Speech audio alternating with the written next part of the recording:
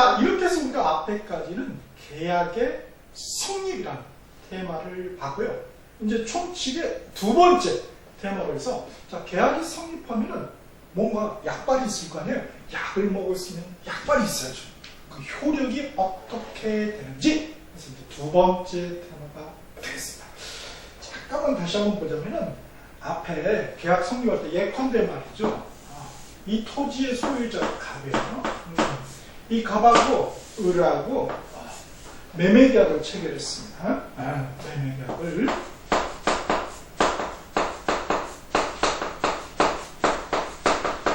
자, 그러면은 이 계약이라는 거, 이 계약이라는 게 어떻게 성립한다? 먼저 뭐가 해야 됩니까? 일반적인 성립 요건을 충족해 성립한다. 성립 요건 해서 당사자가 있고 이 토지를 사고 파는 목적이 있고 또한 1억에 사시오, 1억에 사지요 라는 의사표시가 있어야 되는 것이고 또 특별 성립 요건을 바로 앞에 사실 배웠던 거죠. 그게 뭐죠? 그렇죠. 이 양 대립 때는 의사표시 합치. 그래서 객관적 합치, 주관적 합치. 1억이니까 1억. 이렇게 되겠죠? 객관적으로. 내가 갑이어서 을하세요, 을이? 예, 그죠. 갑한테 해야지. 딴 놈이 하면 안 된다. 어떤 주관적인 합치. 이런 게 다 충족이 돼야지 비로소 계약이 성립합니다. 자, 계약이 성립하면은 기본적으로 뭐예요? 계약은 채권을 발생시키는 뭐다? 그렇죠. 법률행. 우리 요거 하나만 하는 거예요. 법률행. 자, 그래서 법률행에 따른 법률효과. 그래서 앞에서는 민법 전체 총칙에서는 법률행위의 법률효과 이렇게 있는데 지금 여기서 보면 계약의 효력 이렇게 하잖아요. 그러면 권리가 발생이 돼요. 다른 한편으로는 쌍무계약이니까 이제 의무도 발생이 되겠죠. 매매계약 대표적인 쌍무계약이니까. 그러면 갑은 우리에게 이 토지의 소유권을 갖다가 이전에 준 그런 의무가 있는 거죠. 그런 의무가 있고, 을은 갑에게 이 토지에 대한 매매 대금을 지급할 그렇죠? 의무가 있는 거죠. 채무가 있는 거죠. 자, 이렇게 해서 이제 채권이 또는 채무가 발생이 되는데, 자, 이런 채권 채무 발생 말고 그에 뭐 좀 더 깊게 다뤄보자는 거예요. 그래서 보니까 뭐다? 요 하나 소유권 이전이라는 거하고 대금 지급이라는 거, 요게 뗄래야 뗄 수 없는 관계가 있죠. 우리 뗄래야 뗄 수 없는 관계를 뭐라고 했습니까? 뗄래야 뗄 수 없다. 뗄래야 뗄 수 없다. 그렇죠. 옛날에 아주 꼼날에 한번 배운 적 있었죠. 물권에서 채권과 목적물이 뗄래야 뗄 수 없다. 이게 그 권리의 발생 요건이죠. 그게 좀 뭐였죠? 유치권. 유치권에서 결련성이라는 거 기억나십니까? 또는 결련관계. 그렇죠. 자, 무슨 얘기냐면요. 저기 387페이지 그 법리를 사실은 그대로 적용이 되는 거다 이거죠. 387페이지 법리는 물권 파트에서는 채권과 목적물의 결련관계, 결련성이 중요한 거예요. 그렇죠? 그래서 387페이지 그 밑에 320조 밑에 보면은 누가 웬 친구가 파란펜으로 채권과 목적물의 결련관계 가지고 파란펜으로 밑줄 쫙 그어놨지. 누구가 해야 되지? 그건 친구. 그렇죠? 본인만 아시겠죠? 자, 그러듯이 이제 채권 파트에서는 뭐예요? 요 채무. 요것도 하나의 채무고 의무니까 요 채무겠죠.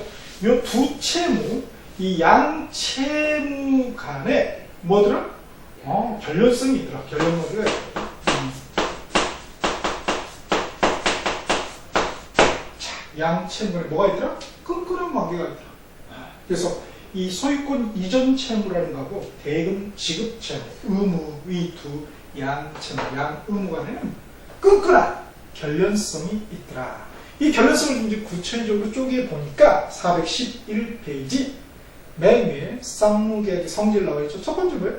결련성인데 성립성의 결련성입니다. 그래서 뭐라고 했습니까? 일방의 채무가 성립하지 않은 경우 상대방의 채무도 성립하지 않아요. 갑의 채무, 소유권 이전 채무가 성립하지 않으면 의뢰 상대방의 대금 지급 채무도 성립하지 않죠. 그런 얘기가 그렇죠? 그러면은 거꾸로 생각하면은 일방의 채무가 성립하면은 그죠? 쌍무계약에서는 상대방의 채무도 성립한다. 그래서 이걸 갖다 우리가 성립적인 관점에서 끈끈한 성에서 성립성의 결련성 이렇게 합니다. 자, 성립됐어요. 이 이후에 뭐 해야 됩니까? 이행해야 되겠죠, 그죠?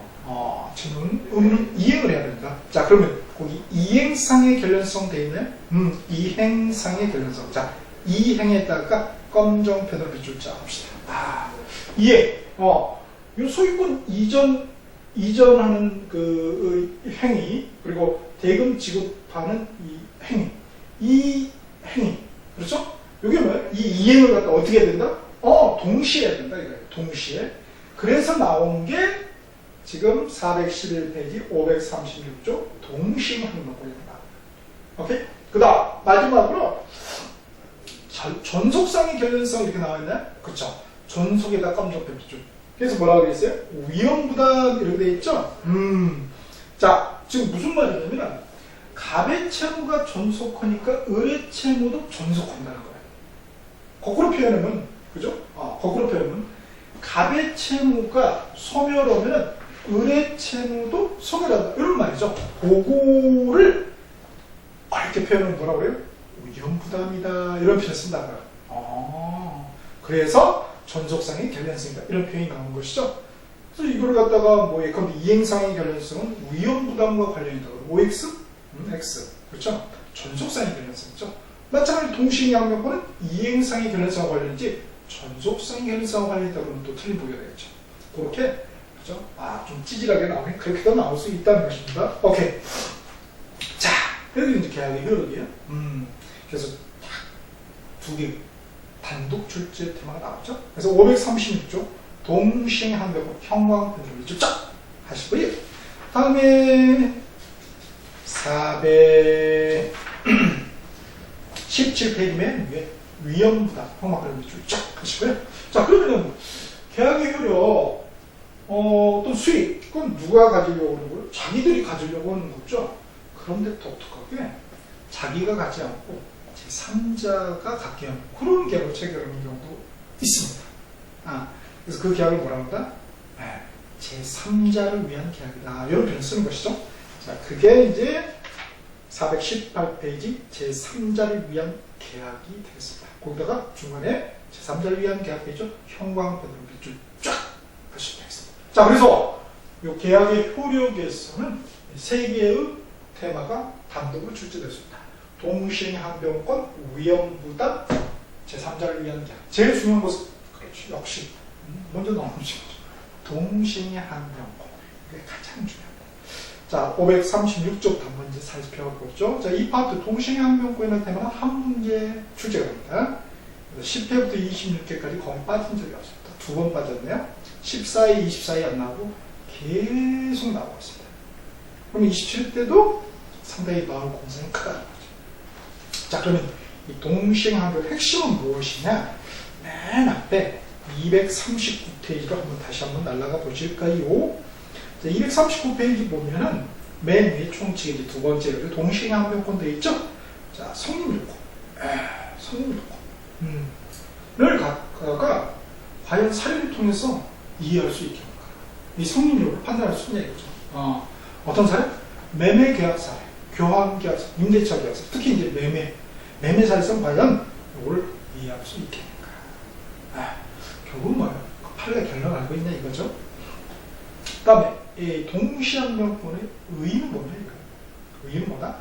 자, 이행지체가 아니다는 거예요. 오케이? 이행지체가 아니다. 자, 갑이 10월 29일 날 소유권 이전을 켜고 을도 10월 29일 날 대금 지급하기로 했단 말이에요. 그렇죠? 그러면 이 둘이 뭐다? 결연성이 있다. 이행상의 결연성이 있다는 거예요. 즉, 각각 뭐 동시행의 관계 또는 동시행의 항변권이 각각 있다는 것입니다. 오케이? 자, 그러면 뭐예요? 갑이 소유권 이전 등기를 하지 않으면 을도 뭐예요? 대금 지급을 하지 않더라도, 즉, 요 이행상이 결련성이잖아요. 이 이행상, 동시행 항변권은 요 이행이 요 이행과 요 이행이 어떻게 됩니까? 결련성이 있다고요. 따라서 요 이행을 하지 않은 요 이행, 또 역시 요 이행을 하는 요 이행, 이게 뭐예요? 각각 결련성이 있기 때문에 어느 누가 상대방이 하지 않으면은 자기가 그거 하지 않는다고 해서 그 친구는 이행지체에 빠지지 않는다. 오케이? 이행지체에 빠지지 않는다 라는 것입니다. 이행지체는 뭐냐면 굉장히 중요한 의미가 있는데요. 뒤에 이제 그 해제라는 테마가 나옵니다. 계약 소멸의 이제 가장 중요한 테마죠. 해제를 보시면은 모든 테마가 다 관련성이 있습니다. 421페이지 보시면 우리 해제해가지고 괄호 2번에 해제권 발생 사유해서 거기 2번 동그라미 해가지고 법정의 조건 밑에 보면 네모 박스로 뭐라고 했어요? 채무 분리. 채무 분리. 그래서 이행지체 이렇게 돼 있죠? 10월 29일 날 대금 지급 이행을 갖다 지체해요. 그쵸? 갑이 소유권 이전 등기 서류를 줬음에도 불구하고. 응? 그러면 뭐예요? 그건 이행지체죠. 이행지체면은 그건 결국 뭐예요? 채무 불이행이죠. 채무 불이행이면은 이 갑에게는 어떻게 됩니까? 법정 해제권이 발생이 돼요. 해제권이 발생이 되고 또한 뭐예요? 손해배상도 청구할 수 있단 말이에요. 즉 을은 채무 불이행에 따라서 해제도 당하고 손해배상 책임 의무도 부담을 한다 이거예요. 그런데 얘가 이전을 안 하기 때문에 나도 너가 이행 안 하니까 그죠? 나도 이행 안 해. 그거는 이행지체가 아니라는 거 아니죠. 따라서 이행지체가 아니니까 당연히 뭐예요? 채무 불이행도 아니다 라는 것입니다. 채무 불이행도 아니다. 채무 불이행이 아니니까 당연히 을은 그죠? 해제 당하지도 않고요. 또한 손해배상 의무를 부담하지도 않게 된다는 것입니다. 이게 뭐예요? 이게 바로 이 동시행 항변권의 의의가 됩니다.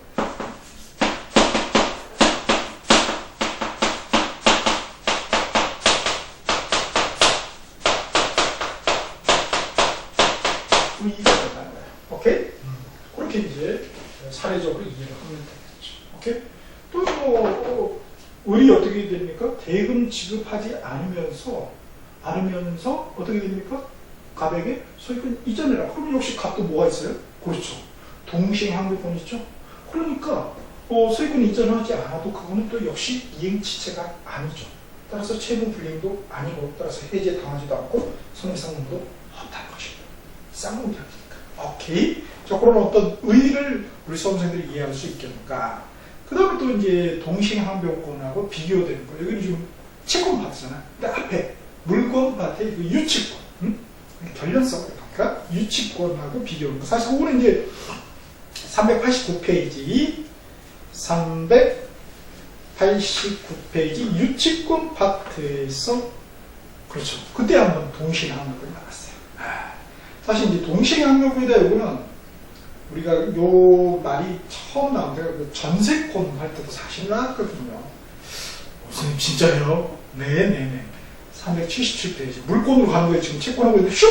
물권으로 가서 377페이지에 317조 해가지고 전세권 선물과 동시행 나와 있나요? 그렇죠. 우리 지금 계속 뭐하고 있다? 습하고 있다. 복습하고 있다는 것입니다. 사실 다 끝낸 거다. 선생님 뻥 아니에요? 50%는 뻥이죠. 자, 그러면 50%는 뻥이 아닙니다. 오케이? 자, 그렇게. 자, 그래서 이제 그 동시행 항변권하고 그 유치권을 비교하면 이미 사실 그 유치권 테마에서 우리 다 그 기출이 있거든요, 문제가.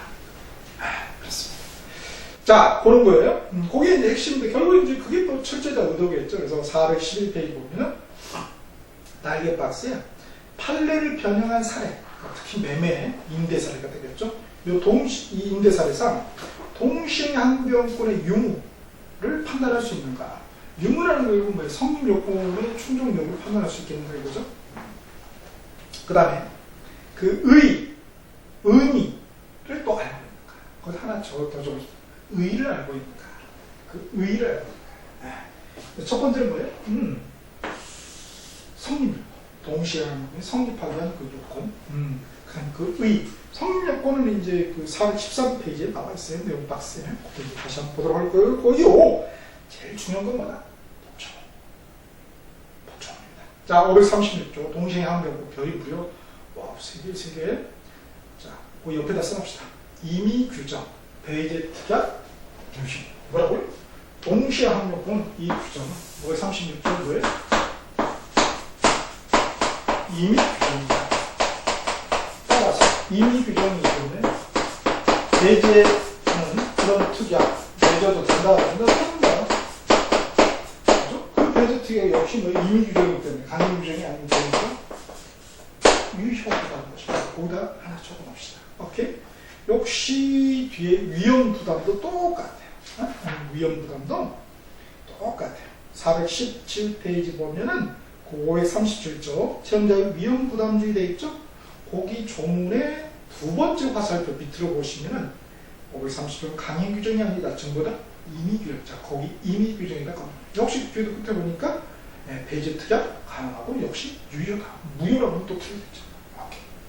그런 거 잡고 가셔야 되겠습니다. 자, 그럼 봅시다. 530조 1화.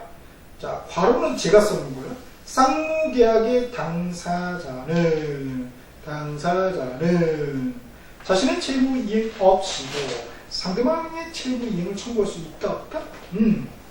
갑은 소유권 이전하지도 않으면서 의뢰에게 대금 죄송합니다. 대금 지급을 따라 이렇게 청구할 수 있다 없다? 그거는 뭘로 따져야 돼요? 얘가 이전해라 이게 아니라 뭐예요? 갑이 그럴 만한 권리가 있느냐? 권리가 있습니까? 있죠. 매매계약에서 그 계약이 효력요건을 구비했던 갑에게는 채권이 발생되죠. 뭐죠? 그렇죠. 의뢰에게 매매 대금 지급 청구권이나 채권이 발생되니까 뭐예요? 권리 행사할 수가? 그렇죠. 있는 것이죠. 아, 그렇군요. 오케이. 손들이 어디에 많이 나와요? 아니, 자기가 채무 이행하지 않으면서, 응? 말이야, 누구한테 이렇게 그런 거 이거 되는 거야? 더더군다나 쌍문 계약인데? 그렇게 좀 이렇게 감성적으로, 감정적으로 접근하는 계약이죠. 드라이하게. 권리가 있으면 주장할 수 있고, 권리가 없으면 주장할 수 없는 거다 이거죠. 자, 이렇게 자기 거 하지도 않으면서 청구할 수 있다고요? 그때 우리 뭘 주장한다고요? 그렇죠. 이걸 주장한다는 거예요. 자, 동일한 쌍무계약의 당사자 일방은 상대방이 그 채무 이행을 제공할 때까지, 그렇죠? 상대방이 그렇죠? 얘 입장에서 얘가 상대방이 되겠죠? 채무 이행을 제공할 때까지 자기의 채무 이행을 거절할 수 있다. 이게 뭐예요? 그렇죠. 동시행변권의 어떤 본질을 보여줍니다. 자, 이게 원칙인데요. 그러나 얘기가 있죠. 상대방의 채무가 변제기 있지 아니한 때는 그러하지 않다. 동시행변권이 없다. 예컨대 우리 대금을 먼저 주기로 했어요. 응? 15일날 주기로 얘는 그렇죠. 29일날 주기로 했어. 그럼 자기 거 먼저 이행하죠. 오케이. 그래서 먼저 이행해야 될 의무가 있는 때, 즉 선이행 의무가 있는 때는 뭐예요? 예외적으로 그러하지 않는다. 자, 그래서 원칙은 뭐예요? 있는데 동시에 항변권이 예외적으로 선이행 의무의 경우는 없다. 그런데 그 원칙과 예외 또 예외가 있어요. 예외가 있어요. 선이행 의무라 할지라도 예외가 있습니다. 412페이지 그 이항이죠.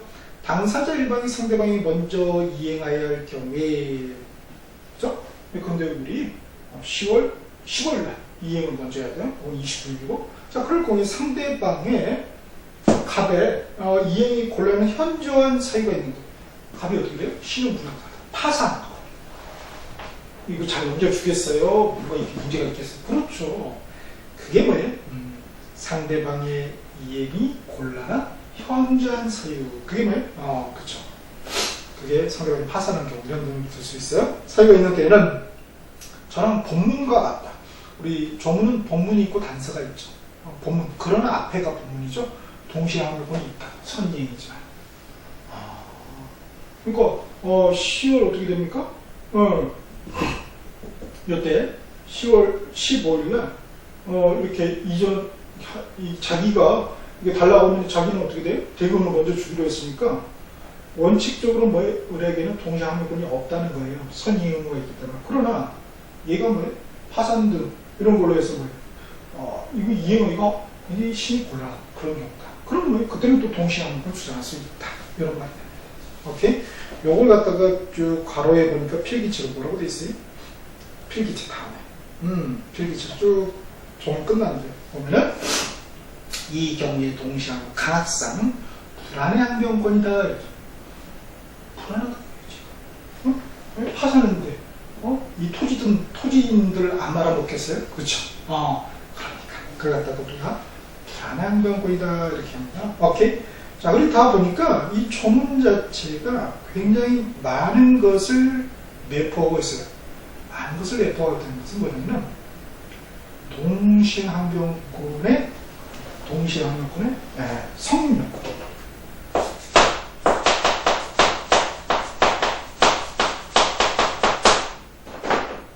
그죠? 그 다음에 어떤 이렇게 나왔어요. 무슨 말인데요? 일단은 무슨 계약이어야 돼요? 계약 중에서 쌍무계약이 된다. 그죠? 근데 동일 쌍무계약이 되어 있죠? 자, 보세요. 413페이지 그 핵심에 개념 다음에 보면은 성립요건 되어 있나요? 자, 성립요건에다가 파란펜으로 붙여주자.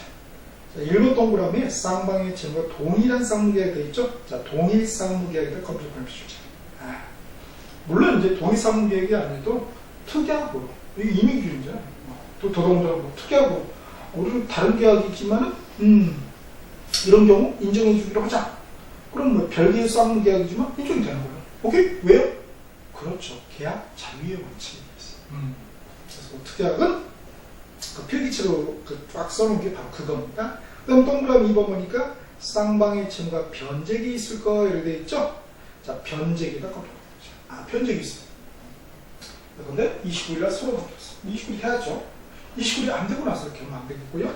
그 다음에 3번에 상대방이 이행 또는 이행의 제공을 하고 있지 않고, 그죠? 자, 이행 않을 것에다가 검정펜으로 쫙 해줍니다. 이행을 안 해요. 지금 무슨 얘기예요? 상대방이 이행을 해요. 10월 29일날 소유권 이전 등기 관련 서류를 넘겨줘. 이행하면은 얘한테는 뭐가 없다는 거예요? 저 동시에 항변권이 없다는 거예요. 당연한 말이죠. 이행은 자꾸 이행해야지. 나는 이행 못해서 쌍무계약 뭐 동시에 항변권 인정. 말이 안 되는 얘기죠. 그죠? 아주 상식적인 이야기다. 상식이네요. 법이라는 것은 상식의 미니멈, 최소한이 되겠죠. 자, 그게 이제 우리가 알 수 있는 것이에요. 그래서 여기서 1번 동그라미 성립요건 1번에서는 별개 동일해야 되니까 별개면 안 될 것이고 원칙적으로, 그 다음에 쌍무계약이니까 편무계약이면 안 될 것이고, 그 다음에 2번에 변제기 있어야 돼요. 변제기가 도래하지 않으면 또 안 될 것이죠. 즉 선이행 의무의 경우는 안 된다고. 그러나 또 예외적으로 상대방이 이행을 곤란한 심현정 그런 사유가 있는데 어떤 불안의 항변권으로서의 동시에 항변이 또 인정된다는 거. 그 다음에 마지막으로 이행 제공을 하지 않아야 돼요. 상대방이 이행 제공을 했다면 또 동시에 항변이 성립되지 않겠죠. 그래서 이 세 가지 요건을 모두 충족했어요. 요거를 갖다가 과연 매매 사례를 통해서 이해할 수 있겠는가. 그게 사례 문제가 되는 거죠. 별거 아니네요. 그죠? 자, 그렇게 된다는 거예요. 그래서 이행을 거절할 수 있다. 그게 이제 동시에 항변권의 개념이 되는 거죠. 그래서 413페이지 그 첫 번째 개념 정의에서 맨 끝에 채무 이행을 거절할 수 있는 권리 있죠. 자, 이행 거절권이나 검정 표시자. 그게 동시항목분의 정의가 되는 것이죠. 오케이. 그래서 536조 1항에 그런 것들이 다 없는 거죠. 그렇게 되는 거죠. 그래서 그 채무 이행을 제공할 세 번째 줄 다시 한번 상대방이 그 채무 이행을 제공할 때까지죠.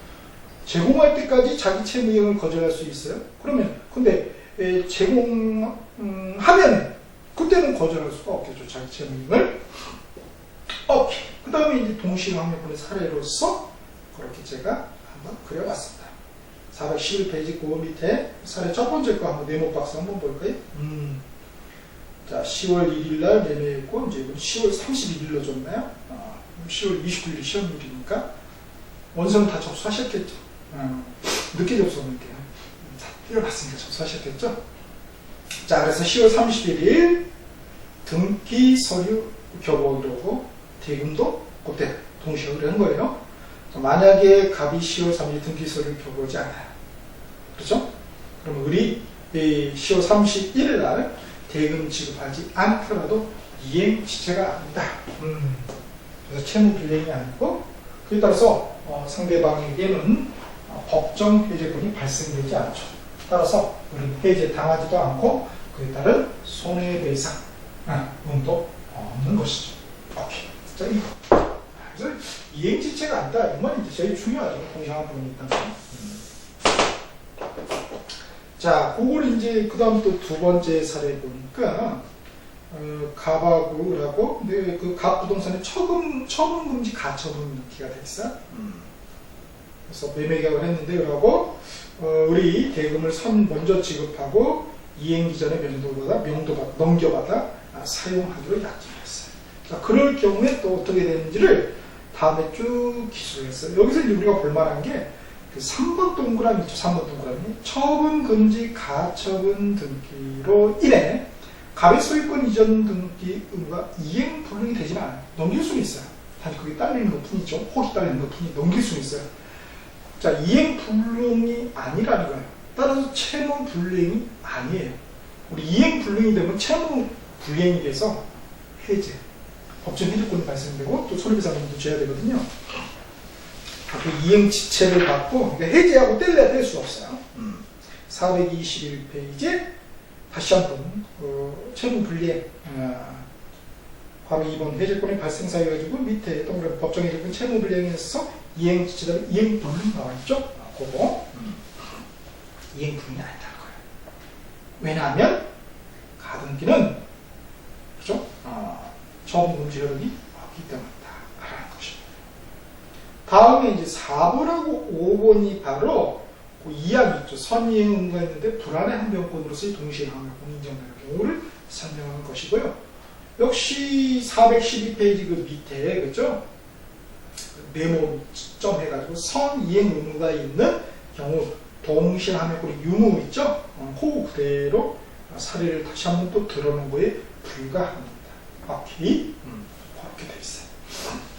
그래서 그걸 한번 읽어보시면 되겠고요. 413페이지 네모 박스, 그 핵심 박스 있죠? 거기서 우리가 다 봤고요. 그거 한번 봐요. 세 번째 성질. 성질은 뭐다? 동그라미 읽어보니까 연기적 항변권이다. 뭐예요? 연기하는 거. 잠시 미루는 거죠. 언제까지? 얘가 이행할 때까지. 이행하고 그러면 더 이상 미룰 수가 없죠. 그래서 연기적, 일시적인 그런 항변권이지 영구적인 항변권이 아니다. 라는 거. 자, 두 번째, 동시에 항변권을 가지고 있는 채무자는 이행기 이행하지 않을 때 이행지체가 아니다. 그죠? 자, 검정 편지로 하겠습니다. 이행지체 않는다의 검정. 오케이. 따라서 채권자의 계약 해제권, 법정 해제권도 발생하지 않는다. 그죠? 이렇게. 그래서 제가 볼 때는 그 성질도 좋지만요. 성질하고 컴마하고 의라고 해놓고 요거를 한번 써놓으시면 훨씬 더 깔끔해질 것 같아요. 자, 포즈 버튼 누르시고 이걸 딱 한번 의 해가지고 이렇게 한번 판사를 거기다가 필기를 해놓으시면 좋겠습니다. 오케이. 자, 그렇게 하시고요. 자, 그 다음에 네 번째 보니까 취지가 나와 있어요. 뭐다? 신의치. 그죠? 신의에 부합하기 때문이다. 그렇죠. 기브앤 테이크죠. 신의치. 기브앤테이크 그러면 좀 뭐하니까. 자, 그건 아니지만 하여튼 신의치, 공평이, 그게 공평하죠. 그죠? 공평의 원칙이다 라는 것입니다. 근데 이 신의치란 말이 우리 총칙에서 굉장히 중요한 테마로 등장을 했었죠. 우리 무권대립 파트 상수가 관련돼서. 너무 죄송합니다. 자, 289페이지. 289페이지. 자, 289페이지 보시면은 맨 끝에, 그쵸? 무권대리인이 본인의 상속을 한 경우에 가지고 추인거절권, 단독 상속에 의한 추인거절권 인정되지 않는다. 그래서 괄호에는 신의치게 위배되겠다. 이렇게 있죠. 그겁니까? 여기서도. 그리고 바로 우리 계약에서 두 번째로 다뤘던 그 약관이라고 있잖아요. 약관. 그거에서도 마찬가지로 이게 나왔어요.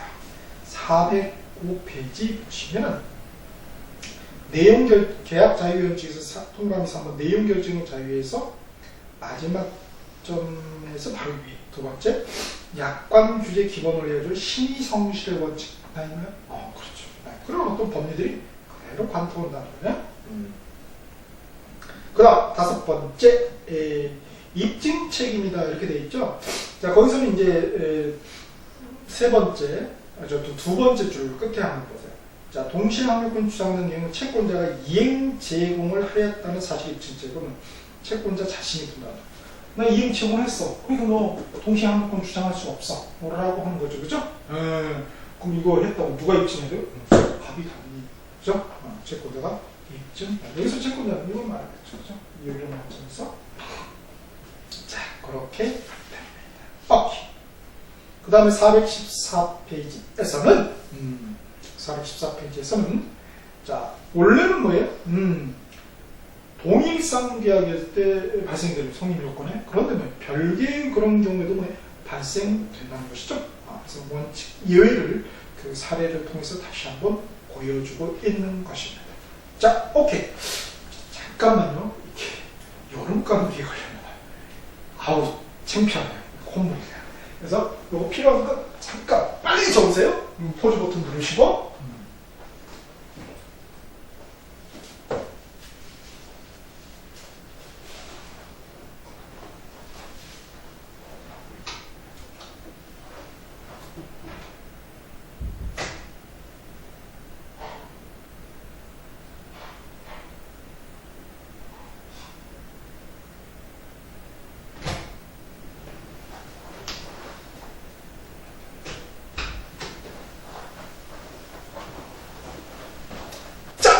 다 적으셨나요?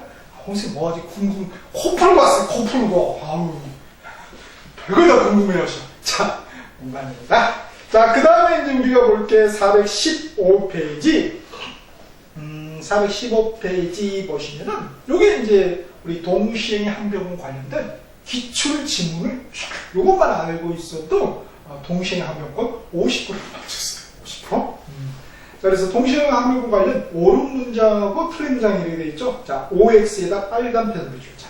자, 그래서 맞는 경우, 틀린 경우. 서로 뒤바꾸면은, 그렇죠. 그게 바로 틀린 복이라는 거죠. 오케이? 자, 첫 번째 옳은 복이 보니까, 동시행 항변, 쌍무계약에서만 인정된다. 맞는 표현이죠. 그죠?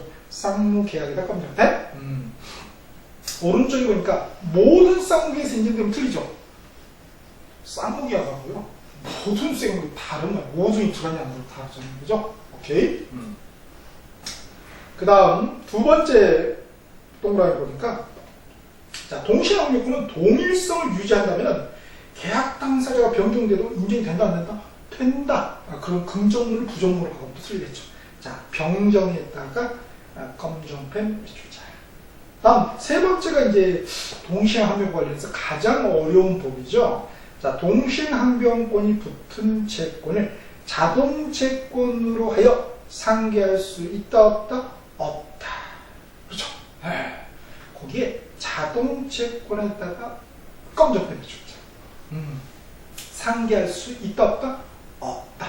우리 상계 전문용어로 뭐라고 그럽니까? 그렇죠.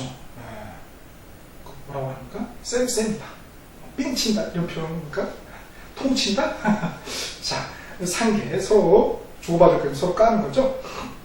그래서 상계할 수 없다. 그러나 수동채권으로 하여 상계할 수는 있다. 이야, 이건 도청이지요. 이게 뭔 말인지 일단 자동 수동이라는 말이 영어 배울 때도 참 그죠? 수동태가 그렇게 어렵더니 여기서도 마찬가지네요. 자, 그거를 제가 올해는 교재에다가 416회 별도로 실어놨어요. 이렇게 그림으로. 자, 416회 맨 위에 보세요. 동시에 항명권이 붙은 채권을 자동 채권 상계할 수 없는 사례가 되어 있죠. 자, 보세요. 갑하고 을하고 9월 1일 날 금전 소비 대차 계약을 맺었어요. 우리 돈이 많은 사람이에요.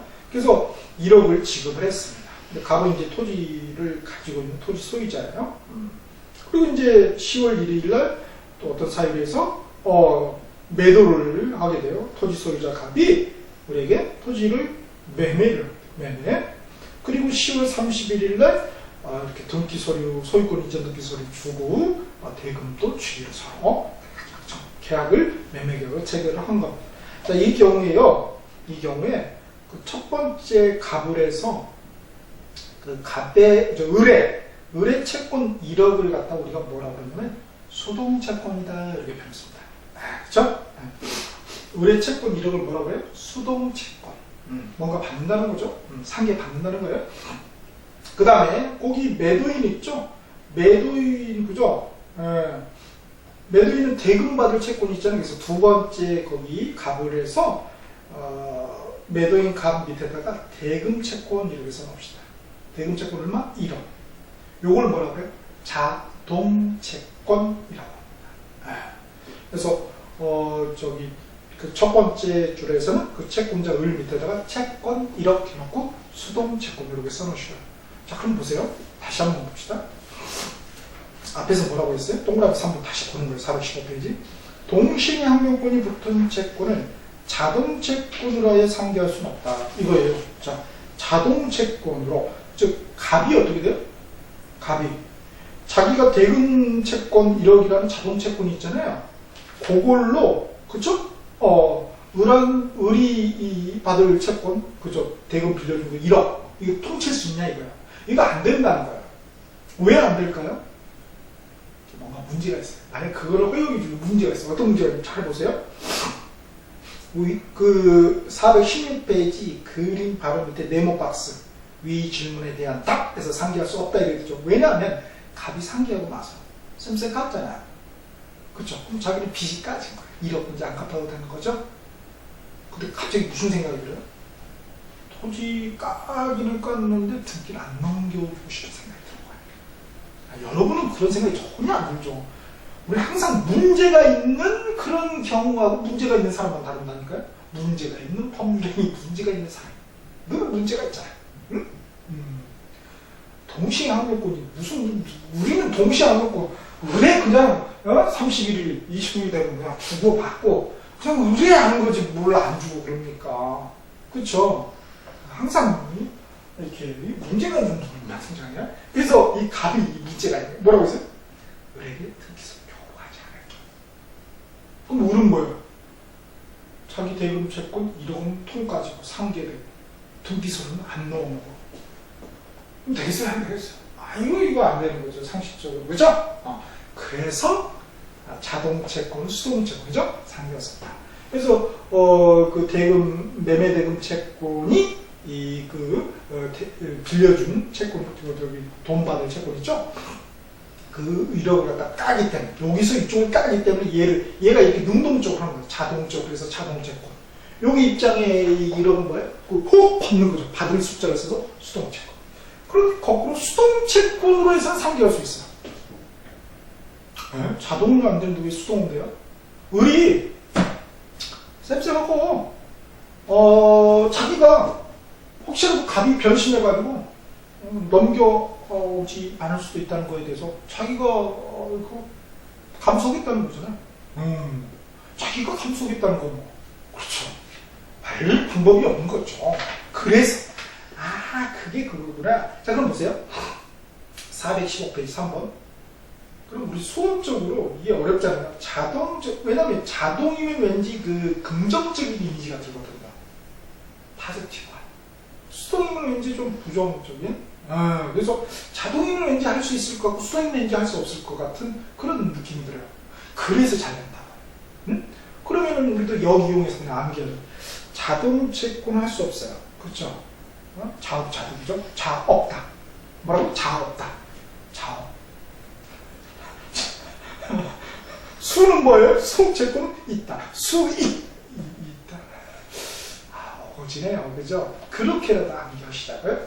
그 다음에 동그라미 4번. 동시에 항변권을 행사하는 여야만 이행 지체책을 면하는 것은 아니더라고요. 응? 우리 뭐예요? 나에게 동시에 항변 있어. 주장 안 해도 그냥 가만히 있으면 뭐예요? 얘가 이전에 주장이면 그냥 가만히 있어. 그래도 뭐예요? 가만히 있어도 그 말이구나. 굳이 말할 필요가 없다. 왜요? 값도 알잖아요. 뭘 한다고? 값도 안다고요. 이 두 개가 뭐란 거? 동시에 관계가 있다는 거죠. 따라서 우리 동시에 합력이 있다는 걸 아는 거. 아는데 왜 말을 해요? 이 바쁘게. 그렇죠? 그렇군요. 자, 그래서 거기 행사에다가 검정펜 밑줄을 치고 4번에 괄호에 보세요. 그 소송의 경우는 이렇게 돼 있잖아요. 그런데 예외적으로 소송에 갔어요. 판사님 앞에 이 두 분이 문제가 있는 분이 이제 나중에 이제 판사님 앞에까지 간 거야.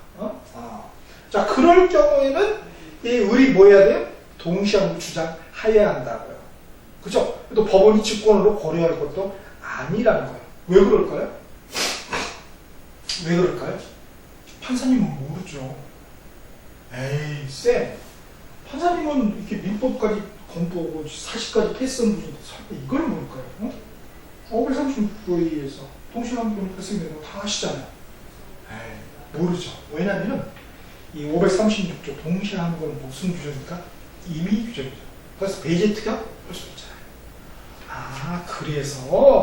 그래서 이게 모르시는 판사님한테는 알려줘야지, 그죠?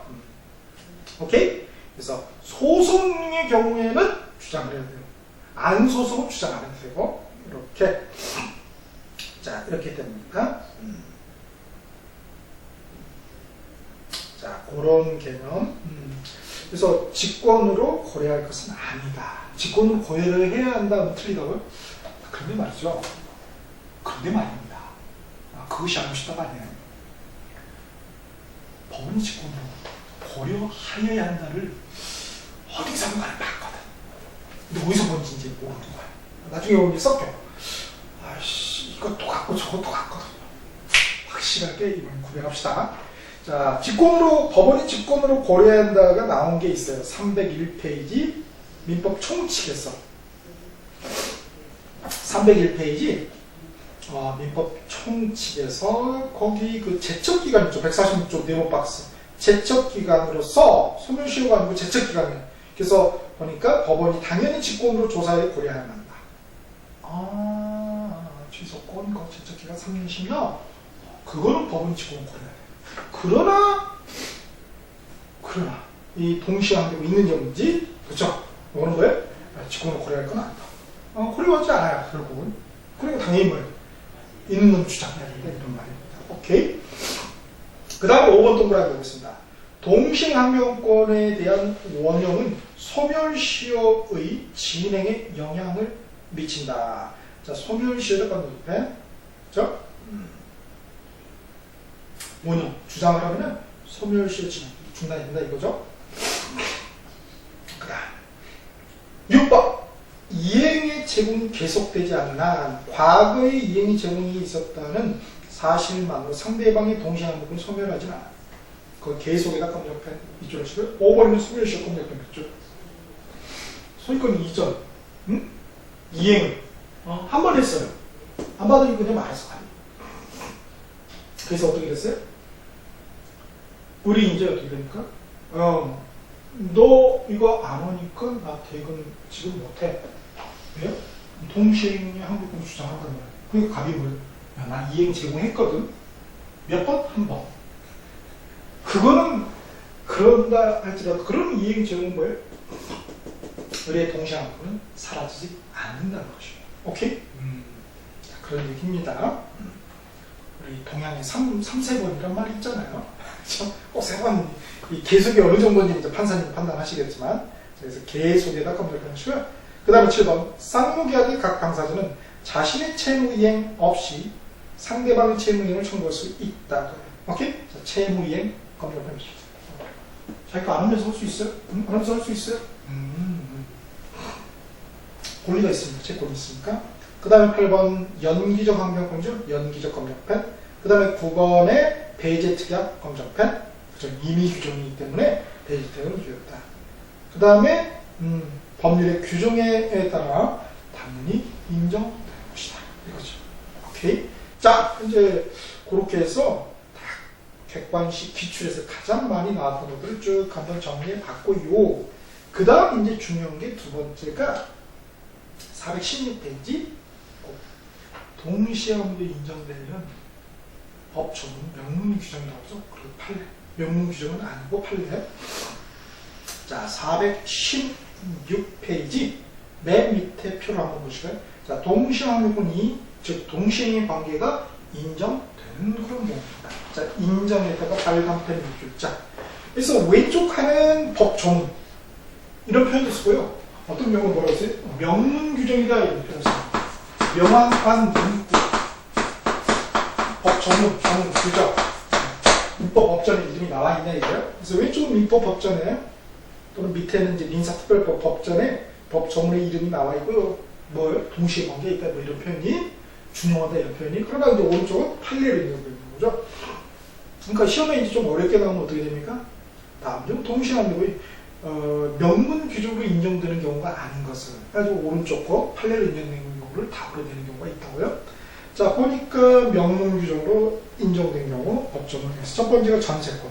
우리 317조 봤는데 전세권 소멸할 때 그죠? 우리는 봤는데 또 잊어먹고 금방 잊어먹고 그렇죠? 금방 잊어먹어요? 돌았으면 잊어먹어. 왜 그런지 몰라요. 자, 377페이지 그렇죠? 아예 317조 전세권의 소멸과 동시 이름이 딱 묶어서 있죠. 이렇게 명문으로. 그 다음에 다시 416페이지 계약 해제 뒤에 이제 마지막 테마인데요. 이 해제로 일하는 원상회복 의무가 있습니다. 해제 이제 파급 효과죠. 424페이지 424페이지는 549조 또 원상회복 의무가 동시행되죠. 동시행 아예 이 글씨가 보이잖아요. 그죠? 그 다음에 뭐 부담보증 우리는 그 중개하는 게 아니니까 뭐 여하튼 있다는 거. 그 다음에 이제 4번에 매매에서 목적물 인도 의무와 대금 지급 의무. 그죠? 목적물 인도 의무, 대금 지급. 당연히 어떻게 돼요? 동시행에 연결있죠? 568조 2항. 뒤에 이제 매매편으로 넘어가 봅시다. 568조 2항. 433페이지 매매편의 568조 그 밑에 중간에 2항 보면 전항의 쌍방의 의무는 그래서 특별한 약정이나 관습이 없어 동시에 이행해야 한다 그랬죠? 동시 글씨가 있잖아. 그리고 아까도 굉장히 중요한 말이 특별한 약정이 없으면 특별한 약정이 있으면 그건 뭘 의미하는 거예요? 그거 보고 그게 536조가 이거라는 걸 간파해낼 수 있는 것입니다. 아, 그렇군요. 그 다음 416페이지 6번째, 7번째는 보시고 그 다음에 민사특별법상 법조문으로 인정되는 경우 이렇게 되어 있죠. 그래서 가담법상에 청산문 지급과 소유권 이전 등기와 관련된 동시에 관계에 있다. 민사특별법 한번 날라가 볼까요? 가등기 담보 등에 관한 법률 가담법 4조 3항. 자, 가봅시다. 가담법 4조 3항 501페이지 보세요. 3항에 보니까 청산금의 지급 채무와 부동산 소유권 이전 등기 및 인도 채무의 이행 두 양채무 간의 뭐예요? 그렇죠. 이행상의 결연성, 즉 동시행 환경권이죠. 관한 민법 536조 동시행의 환경 요거를 준용한다. 이름이 딱 무시 박아져 있잖아요. 역시나 우리 가장 중요한 건 이제 주임법 400 민사특급 하나 더 봅시다. 471페이지 3조 6항 471페이지 주임법 주택임대차보호법 3조 6항 중간에 보면 동그라미 6번 돼 있죠. 제5항의 경우에는 동시행하고 민법 536조를 준용한다. 그래서 아예 동시에 이미 나와 있고요. 준용도 이미 나와 있는 거죠. 이렇게 명문 규정, 법 전문을 인정하는 경우가 있고요. 그 다음에 이제 판례, 법 전문에는 없지만 판례로 또는 뭐 해석사 인정하는 경우가 있어요. 보니까 동그라미 1번에 임대차 종료 시 목적물 반환 의무하고 보증금 반환 의무. 이건 뭐예요? 그렇죠. 동시행의 관계입니다. 그래서 동시행하는 걸 주장하는 것이죠. 요거 뭐 주장하면 안 됩니다. 유치권 주장하면 안 되죠. 오케이? 그거. 그래서 우리 유치권 파트에서도 이거 그죠? 굉장히 중요했던 거죠. 그래서 거기 유치권은 성립되지 않지만은 목적물과 채권에 경향성은 없지만은 그렇죠? 동시에 문구는 인정해주고 있다는 거예요. 그 다음에 그 1번 있죠? 1번에다가 임대차 종료 시 목적물 반환 의무와 보증금 반환 의무 해가지고 거기다 컴마 하시고 하나 더 써놓읍시다. 요게 나올 수도 있어요. 뭐냐면은 그 임대차 종료 시 써드릴게요. 8번입니다.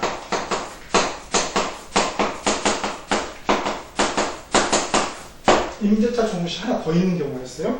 동시에 한 명분이 인정되는 경우가 임차인에게 부속물 매수 청구가 있는 거.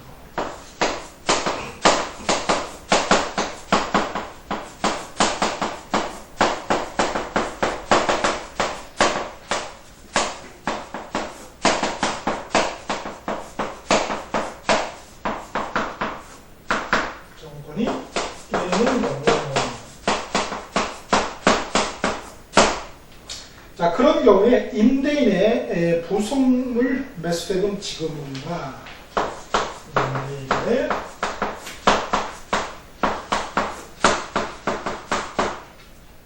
부속물 매수대금 지급 의무와 그 다음 임차인의 부속물 인도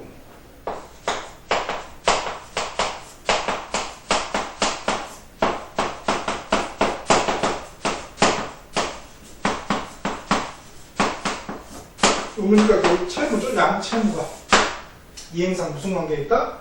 그렇죠. 결련성이 있다. 결련관계에 있다. 따라서 이 둘 간은 뭐예요? 동시의 관계가 성립된다 이거죠. 요게 이제 8일다 378입니다. 혹시나 공모하신 분은 검색해 보실 수 있습니다. 8일다 378.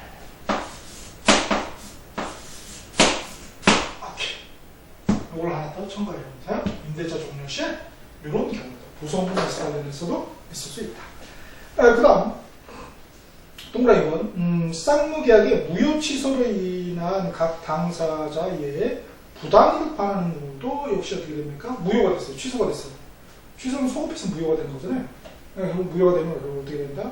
원상복귀겠죠. 근데 어떻게 됩니까? 부당이득 서로 가지고 있는 거. 애초에 받은 것도 다 부당이득. 그건 뭐예요? 동시에 있는 거예요. 그래서 이 부당이득이라는 말을 어디서 나왔습니까? 취소 파트에서 한번 나왔었죠. 그죠? 취소 파트에서 300페이지. 그죠? 300페이지. 보면은 141조 비교적 부당이득 내용 나와있잖아요. 그렇게. 그게 뭐예요? 동시에 먹고 있다. 그 다음에 또 3번 채무 변제와 영수증 정도 마찬가지입니다. 오케이? 그렇게 된다. 근데 당부 표시 보니까 변제와 담보권 말소 청구는 동시관계에 있지 않다. 동코면서 뭐예요? 그죠? 저당권 설정 등기를 해줬어요. 그럼 뭐예요? 이런 경우죠. 가바우로 매매계약을 하잖아요. 저당권 설정되어 있어요. 그래서 1억 금전 소비자 계약도 했겠죠, 동시에. 그래서 1억을 써줬어요. 값이 어떻게 됩니까? 그래서 이제 얘가 저장권자가 됐죠. 값이 1억 주면서 뭐라고요? 야, 이거 동시하자. 뭐하고 뭘 동시해요? 내가 1억 주는 거하고 네가 내 등기고 토지 등기고 일부에 돼 있는 저당권 말씀한 거. 이거 동시하자 이거. 어? 사람이 화장실 들어가더라도 나올 때하고 마음이 다르면 안 되죠. 그쵸? 먼저 해야죠. 먼저 꽂습니까? 갚는 것도 먼저 해야 되겠죠? 그래서 이런 경우는 동시행 관계가 성립되지 않는다. 먼저 변제해야죠. 그렇죠? 상식적인 이야기죠. 자, 그렇게 돼 있고요. 그 다음에 이제 나머지 판례를 보셔야 돼요. 판례는 되게 많아요. 그래서 동시에 항목은 굉장히 좀 어렵습니다. 사실 내용도 너무 많고 거의 빠지지 않고 나오고요. 그죠? 그래서 판례는 잠시 쉬었다 보도록 하겠습니다.